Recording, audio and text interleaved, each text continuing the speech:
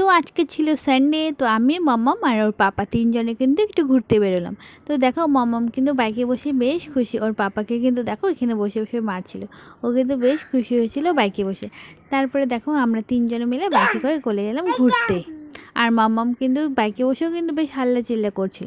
তারপরে আমরা চলে গেলাম থিম পার্কে। তো দেখো এখানে আসে কিন্তু মাম্মাম বেশ খুশি, আর মাম্মা কিন্তু ফার্স্ট টাইম মাম্মা ওর পাপার সাথে মার সাথে ঘুরতে বেরোয়েছে। তো দেখো ও কিন্তু বেশ খুশি, খেলা করছে, আর চারিদিকে বাচ্চাগুলোকে দেখে কিন্তু আরও খুশি হয়ে যাচ্ছে।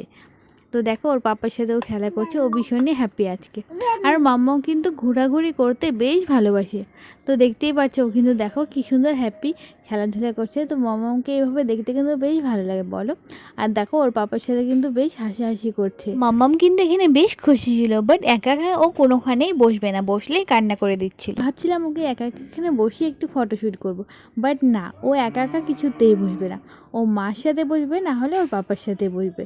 দেখো পাপার সাথে কত হ্যাপি। তারপরে ওকে একটু হাঁটু হাঁটু করাচ্ছিলাম, বাট না, ও হাঁটবে না, দেখো ও কান্না করছে। তারপরে কি করে তুলে নিলাম, তারপরে আমরা একটু খাওয়া দাওয়া করতে চলে গেলাম।